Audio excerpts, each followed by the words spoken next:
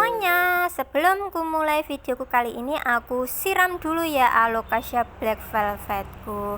Nah, pada praktek videoku kali ini teman-teman bisa dilihat ya, di sini aku mempunyai indukan alocasia black velvet karena dalam satu potnya ini udah berumpun-rumpun dan itu kurang bagus nih ya bila tanaman dalam satu potnya itu terlalu rimbun, makanya mau aku pisahkan. Tapi di sini aku punya hormon spesial nih, Root Paste Plus. Nah, apa guna dan juga fungsinya Root Paste ini untuk perbanyakan alocasia black velvet nih? Supaya lebih jelas ya, tonton aja videoku sampai selesai, jangan di skip, tapi jangan lupa untuk di subscribe dan kasih komennya ya.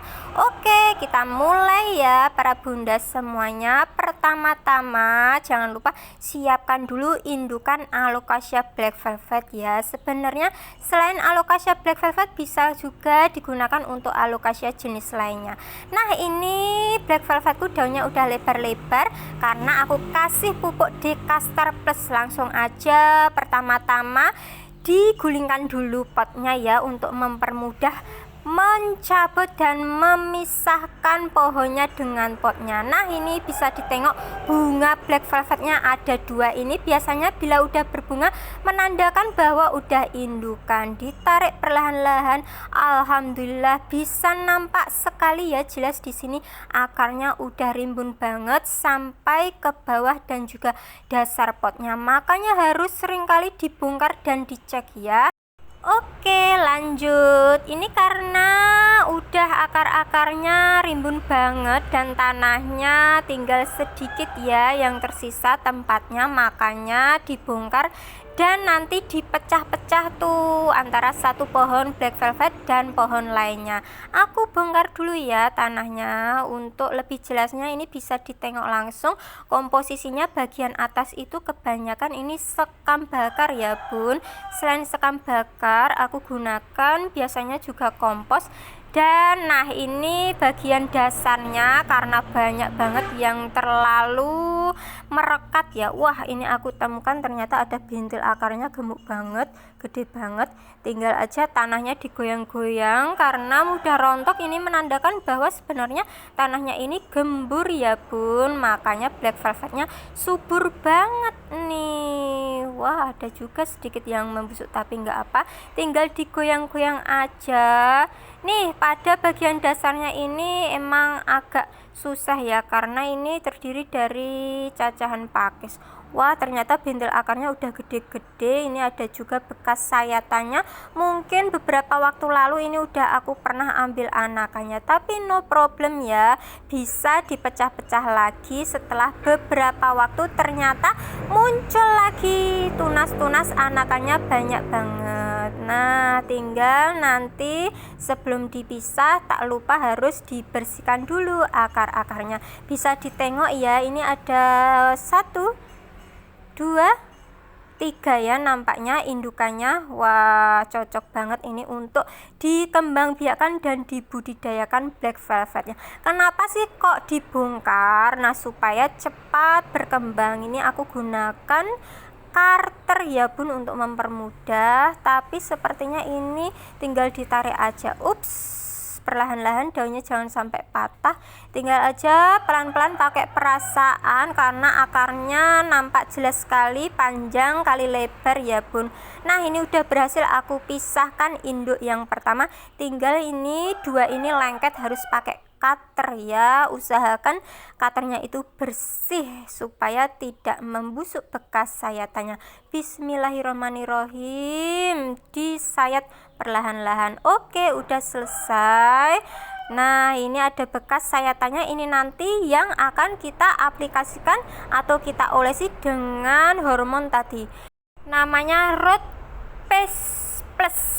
Oke, setelah terpisahkan menjadi 3 bagian seperti ini, wah kemeruyuk banget ya ini akar-akar, daunnya, batangnya sehat. Tinggal lanjut tahap selanjutnya, yaitu pembersihan atau dimandikan, diguyur dengan air bersih ya. Jadi ini dicuci bersih, baik itu akarnya, batangnya, dan juga daunnya sekalian ya bun. Jangan diguyur menggunakan air hujan ya, takutnya nanti bekas sayatannya malah akan membusuk. Jadi gunakan air ledeng bisa, air sumur bisa, air PDAM juga bisa ya. Jadi yang harus dicuci bersih yaitu akarnya, sambil dilihat-lihat apakah ada akarnya itu yang lonyot, lembek, atau membusuk. Bila ada, jangan segan-segan untuk membuang dan memotong bagian yang busuk supaya tidak merambat ke bagian yang lainnya ya. Alhamdulillah ini akarnya putih bersih sehat, tapi bekas lukanya ini jangan lupa untuk diolesi dengan hormon khusus. Oke, setelah dicuci bersih ya bun, ini seperti sayur-sayuran ya, nampak jelas bagian sayatannya tadi. Wah, daunnya segar banget, ini enggak ada yang kuning, hijau, gelap, sehat ya. Ini bisa dijadikan bibit alocasia. Yuk kita tanam. Setelah dicuci bersih, tahap berikutnya yaitu siapkan dulu dong. Nah, ini buat yang belum punya bisa order ya, namanya Root Paste Plus. Nah, silakan dipesan di Nona Berlian bila ingin mencoba juga. Kira-kira bentuknya seperti apa? Kita buka dulu ya supaya jelas di sini. Oh, warnanya hijau seperti salep ya bun. Nih aku colek-colek dulu. Nah, seperti ini, lembut sekali, mudah untuk digunakan ya, tidak berbau, tidak beraroma. Jadi insya Allah ini aman untuk digunakan, terutama untuk kebaikan dan bermanfaat sekali. Bila para bunda itu takut untuk memisahkan alocasia black velvet ya, takut mati, makanya gunakan aja hormon yang satu ini. Caranya gimana? Nah, tadi kan bekas dipisah-pisah, pasti bonggolnya itu terluka ya, jadi tinggal aja dioleskan pada bagian sayatan tadi bekas dipotong-potong seperti ini ya. Jangan terlalu banyak ya, karena harganya lumayan mihil ya bun. Dioleskan aja pada bagian yang terluka. Supaya apa? Supaya merangsang pertumbuhan akar ya, bagian bawahnya aja, terutama bagian tumbuh akarnya. Daunnya nggak usah ya bun, karena tidak berefek untuk daunnya ya. Jadi cukup dioles-oles, diratakan sedikit aja seperti ini. Misalnya mudah kan, tinggal dicolek aja tanpa dicampur dengan hormon-hormon lainnya ataupun tanpa dicampur air ya, langsung bisa diaplikasikan untuk alocasia black velvet yang baru aja dipisah-pisah tunasnya. Ini contohnya tadi yang bekas sayatannya, wah terluka dia nih, untuk mencegah pembusukan dan mempercepat tumbuhnya akar-akar yang baru. Bila akarnya sehat, otomatis tanamannya nanti akan cepat subur, beranak pinak, dan bisa dengan mudah kita budidayakan. Oke, setelah dioles-oles dengan Root Paste Plus, tinggal sedikit aja diangin-anginkan. Nah, ini alhamdulillah aku mendapatkan bintil akar, aku simpan dulu ya. Selanjutnya tinggal siapkan aja pot yang udah ada lubangnya ya. Nih aku gunakan media berupa cacahan pakis.